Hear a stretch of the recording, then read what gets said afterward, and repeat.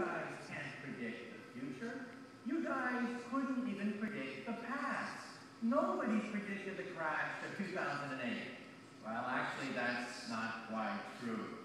It turns out that where does wealth come from? Where is the origin of wealth? Wealth ultimately comes from science and technology.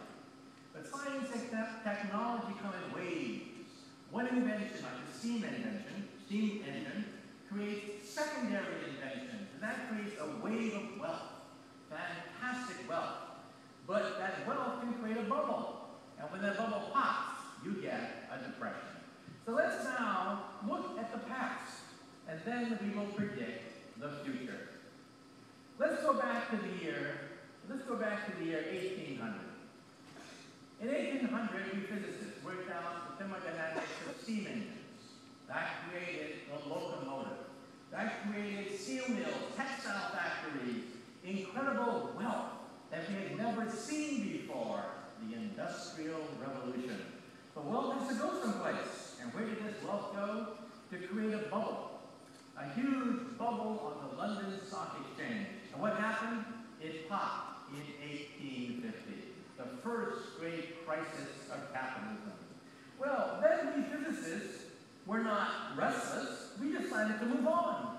We created the next great invention, electricity, magnetism, and the internal combustion engine. That created even more wealth. That wealth had to go someplace, and where did it go? Into the American Stock Exchange. And what did that happen to that bubble? That bubble popped in 1929. 80 years later. And 80 years after that, we physicists created the next wave of wealth and prosperity. Computers, high technology, lasers, the space program. It created fantastic wealth. And where did that wealth go? Well, in America, it went into the American real estate. And that popped in 2008. In Europe, even as we speak, is creating a bubble in Europe. And that bubble in Europe is going into maintaining the Mediterranean lifestyle. Unsustainable. And it will pop probably sometime this year. And so here's the question that we're going to ask in this lecture. If the first wave was electricity, first wave was steam power. The second wave was electricity. The third wave was computers and lasers. What is the fourth wave? The fourth wave, we think, will be a combination of biotechnology, nanotechnology, and artificial intelligence. So let's now talk about the fourth wave. First of all, this is Moore's Law. It's the most important law in all of modern history. It simply says that computer power doubles every 18 months. And on a log chart, it's a straight line. Now let's go back to 1945. Today, when you get a birthday card in the mail, you open it up. There's a chip in it. And it says, "Happy birthday to you." That chip has more computer power than all the Allied forces of 1945. Stalin, Hitler, Eisenhower, Roosevelt would have killed to get that chip. And what do you do with it? You throw it away in the garbage. If Hitler had that chip in 1940, we would be speaking German today rather than English. And now look at that chart for 1969. In 1969, we put 2 men on the moon. But have you ever seen these old NASA videotapes of mission control? Those old-fashioned computers? They're 64K processors. My God, your cell phone today has more computer power than all of NASA in 1969. You're not going to put me in one of those tin cans. You're not going to send me into outer space. Imagine it's criminal sending humans to the moon backed up by a cell phone. And now, let's go to 2020. In 2020, computer chips will cost a penny. That's the cost of scrap paper, bubblegum wrappers, and you now know the future of the computer. The future of the computer is to disappear. Think of electricity. what's the first thing you do? You look for the light switch, right? The first thing you do. You assume that the walls have electricity. You assume the floor, the walls, the ceiling are electrified. And in fact, electricity is everywhere and nowhere. Everywhere, but nowhere. And the word electricity has pretty much disappeared from the English language. And where does electricity come from? Oh, I don't know, the cloud someplace. You now know the future of the computer. The word computer will disappear from the English language. When you walk into a room, you will assume that the floor, the ceiling, the walls are connected to the internet. Computing power will be everywhere and nowhere. And where will this power be located? The internet will be everywhere, including your glasses. These glasses have full internet capability. They recognize people's faces. It sees a face, it prints out a biography next to the face. How many times have you been at a conference like this, and you bump into somebody, and you say to yourself, who is this person? I know this person. It's Jim, John, Jake. Who is this person? In the future, your glasses will say, it's Jim, stupid. You meet him every year. You want to see his biography right in your glasses? And let's say you're looking for a job. You're at a cocktail party. And there's some very important people at that cocktail party, but you don't know who they are. In the future, you will know exactly who to suck up to at any cocktail party. But let's say you don't want to look like a refugee from Star Trek. In the future, you will be fashionable. Children are driving this technology. Google already came out with internet classes last month. Children demand instantaneous communication. And there are 3 ways to do it. You can shoot the image into the retina of your eye. You can use the lens of your glasses as a screen, or you can have an eyepiece. So eventually, fashion models will wear these things. It'll be fashionable to be hooked up to the internet everywhere and nowhere. And if you meet somebody and they speak Chinese to you, your glasses will translate Chinese into English and put subtitles as they speak. This already exists. Chinese to English as they speak right there in your glasses.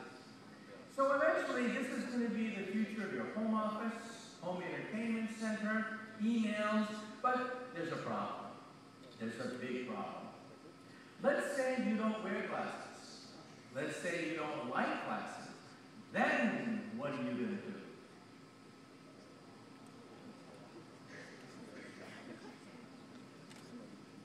In the future, you will blink and you will go online. And who are the first people to buy internet contact lenses? College students studying for final examinations. Not here, of course. You will blink, and all the answers will appear right in your contact lens. And who's the second person to buy these internet contact lenses?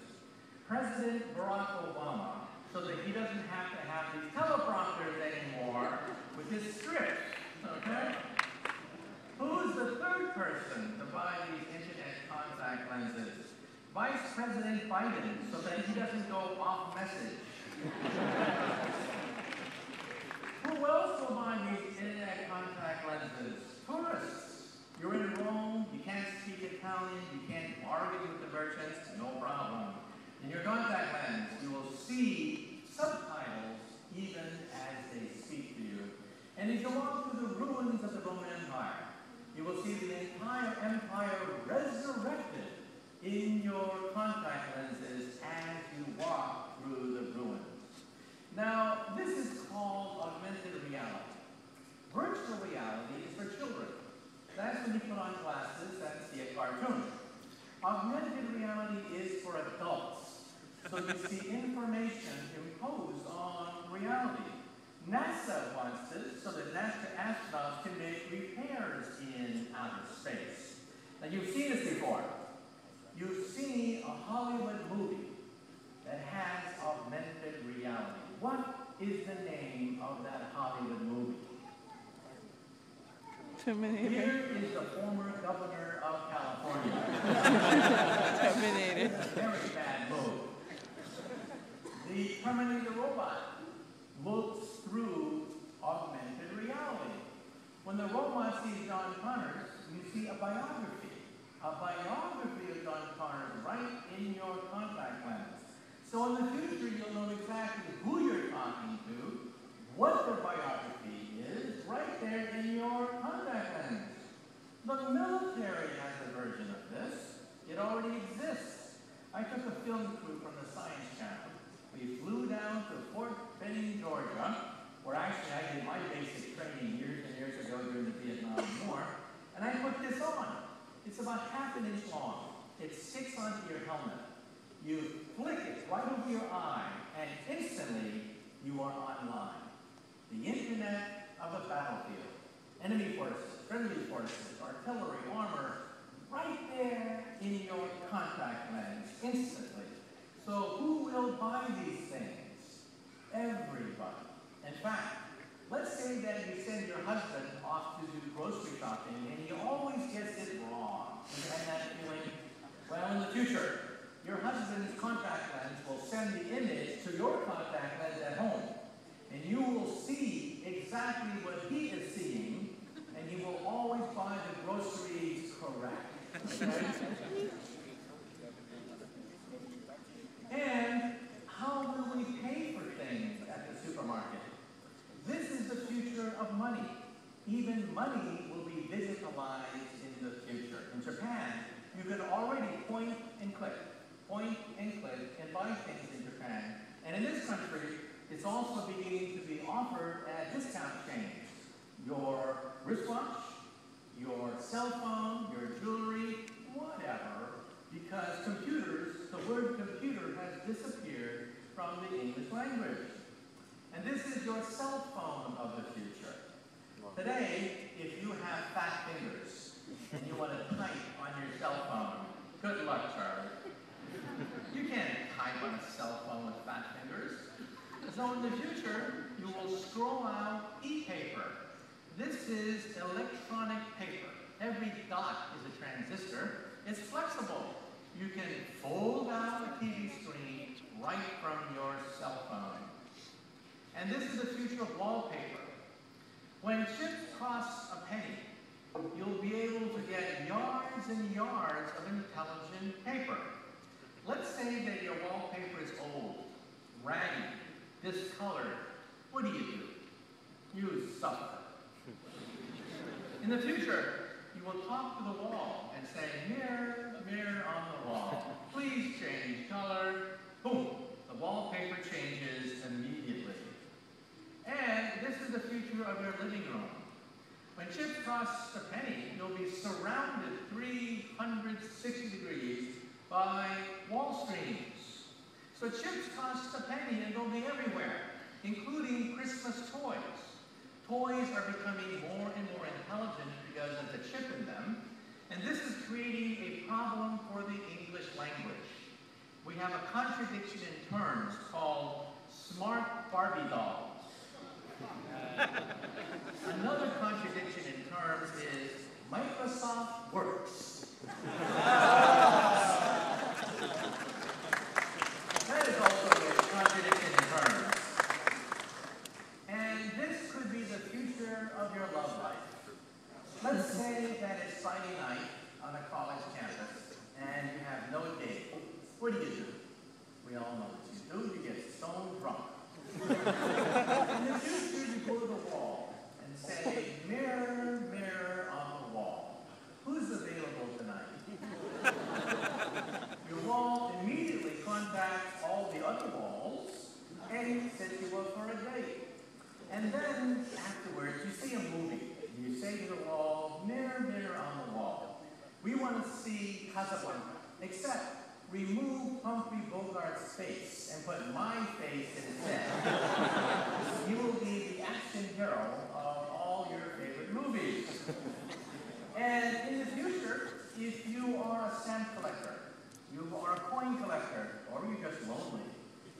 meet somebody.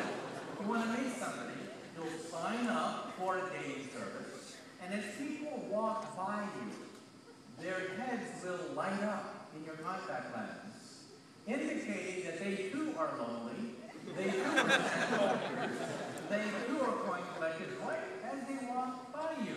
Okay? And so we're seeing a total revolution in human relationships cost a penny. This is the future of television. Everyone says, well, we need 3D in television, but that's not possible with today's technology until now. We physicists figured it out. We can now give you three-dimensional television without glasses. This is big. How do you do it? It turns out that the secret is in the screen. The screen, looking down, consists of thousands of vertical lines. Tiny, tiny vertical lines. Each vertical line is a prism. It cuts the image in half. One half goes to the left eye, one half goes to the right eye, and bingo! 3 dimensions without glasses. This is big, because it means that in the future, 3D will be everywhere. And this is your office of the future. Today, your office has a PC in the middle, but why? Why should it have a PC in the middle? In the future, your PC will be only in one place, a museum. These are disposable scrap computers. Scrap computers. Computers will cost a penny, and so you scribble on them and throw them away. But then when you walk from room to room, the scribble follows you. Room to house, house to home, home back to office. Your scribbles follow you because the chips cost a penny. The scribble costs everything. This is the future of your cubicle. Your cubicle will be flexible, three-dimensional, and gorgeous. In fact, it'll be so gorgeous you will never get any work done in the future. This is the car of the future. This car drives itself. It uses GPS, radar in the fender, and I had a chance to drive this car. BBC television flew me down to North Carolina, and they put me in this driverless GPS car. There I was, driving the car, and then the cameraman from BBC said to me, "Let go of the steering wheel." And I said, "What? Are you crazy? I'm not going to go with the steering wheel." And the cameraman said, "Trust me." Let go of the steering wheel. So I closed my eyes, and I let go of the steering wheel, and the car drove itself. Let's do a science experiment. After today's lecture, get in your car, and like this. See how far you get. Okay? That's how you will drive in the future. Because GPS locates your car to within 6 inches, radar looks out for children and detour signs, and remember that 40,000 people die in car accidents every year. It's been tested. These are safer than human cars, and Google expects that your car in 8 years' time will be driverless. And this is how you will shop in the future. Let's say you go to a dress store and you find the perfect dress. Right color, bright shade, right everything except wrong size. What happens today? No sale. In the future, you whip out your credit card. Your credit card has your precise three-dimensional measurements. You send it to the factory, and the factory punches out the perfect dress. So in the future, mass customization will replace mass production. Mass production, of course, was introduced by Henry Ford. Henry Ford was famous for saying, quote, "The American people can have any color car they want as long as it's black." In the future, you'll have anything you want, custom made to your specifications. Now, what is it building up to? It's building up to what is called perfect capitalism. When you go into a store today, you don't know what things really cost. Supply and demand are approximate. In the future, your contact lens will scan the chips in all the articles and tell you who has the best product, who has the cheapest product. So you will always know in the future what things really cost. How much does it cost? Who has the cheapest product? That's called perfect capitalism. And of course, if you are a manufacturer, you have to know something about the customer. Data mining, targeted marketing, branding, positioning. That's how the manufacturers will deal when we have perfect capitalism. And of course, service, friendliness will top everything if you are a retailer. So now let's talk about a revolution, even bigger than anything we've talked about so far. And that's the revolution in medicine. Even medicine is going to be digitalized. You know, the music industry resisted the digitalization process. The music industry said that people will always buy music the old-fashioned way. Wrong. People don't buy CDs and discs anymore. You get it off the web. So you know who controls the music industry? You know who controls the music industry today? Apple computers. Apple controls the music industry because they couldn't see the handwriting on the wall. So now let's talk about the digitalization of medicine. How small can you make a chip? We can make a chip so small, you can put it inside an aspirin pill, along with a TV camera and a magnet. You swallow it, and the magnet guides it down your stomach, into your intestines, taking gorgeous pictures of your insides. Because we all know what middle-aged men fear the most. Middle-aged men fear the C word, colonoscopy. However, this gives new meaning for the expression, Intel inside. Yes, Intel will always be inside in the future. And how will we deal with cancer? Today, if you have cancer, you have to have chemotherapy. A horrible process, your hair falls out, you vomit, horrible. In the future, we will use nanoparticles, molecules that attack individual cancer cells. It's like a rifle bullet versus the shotgun of chemotherapy. And this exists already. And then the question is, what about cancer before it forms? Before it forms a tumor. In the next slide, we're going to show you an invention which will render the word tumor obsolete from the English language. An incredible invention. Watch. Your toilet. Your toilet of the future will tell you that you eat too much sugar, too much fat. Isn't the future wonderful? Even your toilet will tell you that you eat too much. But in addition, your toilet will have a chip in it. That chip will analyze your bodily fluids and detect fragments of cancer enzymes, fragments of cancer proteins and cancer genes 10 years before a tumor forms. You know, Steve Jobs, the founder of Apple Computer, in some sense, he didn't have to die.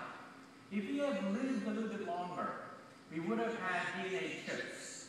Because we now know that pancreatic cancer that kills Steve Jobs. Pancreatic cancer takes 20 years to form. 20 years. Only in the last 3 years do you feel it. You don't feel anything for 17 years. And then you feel it, and then it's too late.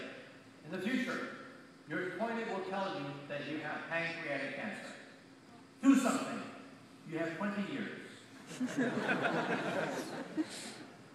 And in Star Trek, we have something called the tricorder. You simply point it, and it tells you what's inside your body. Most science fiction writers say, there's no such thing as a tricorder. Well, actually, there is. We physicists created the MRI scan on the left. The MRI machine is huge, weighs a ton.